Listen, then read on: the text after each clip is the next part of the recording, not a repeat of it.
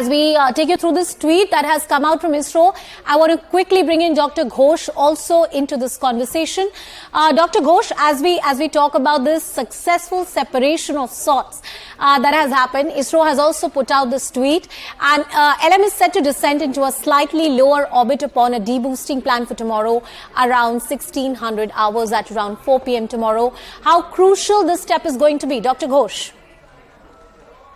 Firstly, congratulations to ISRO for doing this maneuver, but then it was a foregone conclusion. Am I being overconfident? Not quite. But yes, it was a foregone conclusion. So not that I'm very surprised. There are many challenges ahead. Now what is going to happen is, like I said, it's an orbit of 153 into 163, more or less circular orbit. It'll go on to 100 kilometers circular orbit, and then go on to, finally before landing, the lander goes on to 100 into 30 kilometers from where it actually starts landing. Now, as was mentioned in your report, very beautifully done, as to how it sees all those areas, and then finally the thrusters are there. It does the deboosting, as one would say, or retrofiring is the correct terminology. And then when it comes down. So after it comes down, of course, as it has been said, it'll open and the rover will come out. The rover will come out after some time. And I think the thing to be noticed is those 15 minutes of terror which was there earlier. I'll be keenly watching that. But like I said, there is redundancy, extra redundancy, and extra redundancy. So I'm quite confident that it'll be a successful soft landing. And remember what we are looking out for: a host of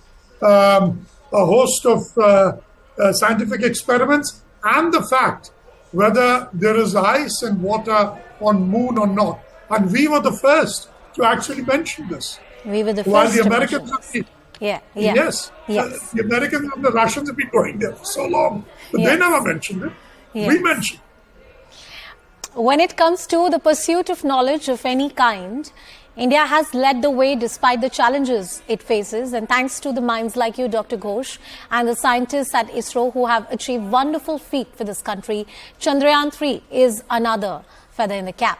Dr. Ghosh, stay with us on the broadcast. I once again want to bring in Harish and Shrishti into this conversation. Shrishti, talking to you about this point, and you mentioned about the race with the Russians, or the fact that there is an elite group of countries who have achieved, who are a part of this club. India is going to be the new joinee. How crucial this is for us? So one of the major missions of Chandrayaan 3 is to demonstrate a successful soft landing on the moon, and only 3 countries have successfully achieved that feat so far: the US, Russia, and China.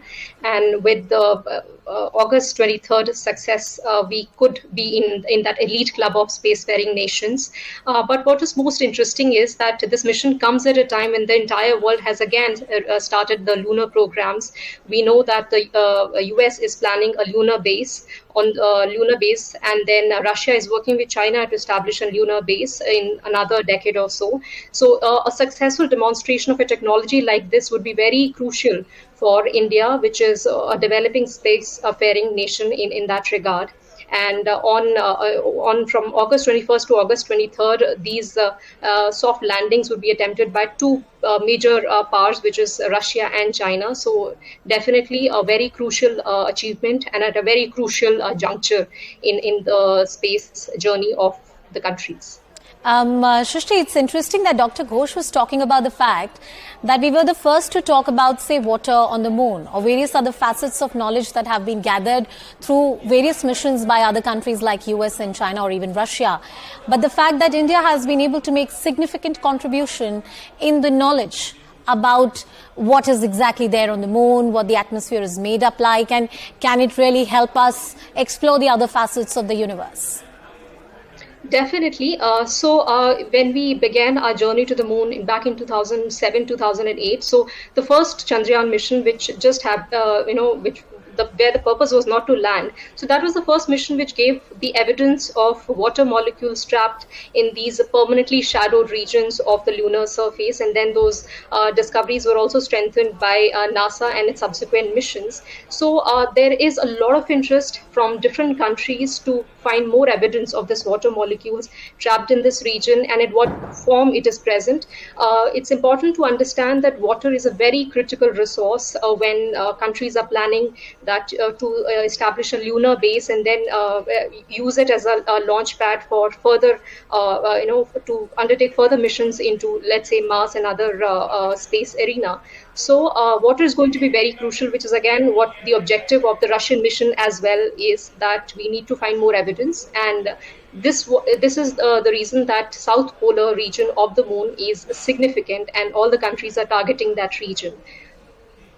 South Polar region is significant and a lot of countries are targeting. One reason, Shrishti, is that that region has largely remained unexplored. If I'm correct, it's called the dark side of the moon because not much is known about there, and I believe it's literally the dark side of the moon and it's colder. Could you tell us a bit more about this unexplored region of the moon? Rightly said, this is a vastly unexplored part of the moon. What makes it challenging to discover and probably do more experiments there is because it's relatively dark. The amount of sunlight that reaches this surface is very low. So whenever the missions are planned, they're planned in a certain way that some part of sunlight can reach, which is used to power these spacecrafts. Once a lander successfully lands on the lunar surface, it derives its energy from the solar panels. So we are still able to cover that region. And like in this case, ISRO's mission is going to last for 14 Earth days, which basically equals to one lunar day, while the Russians are planning. Chandrasekhar sir, successful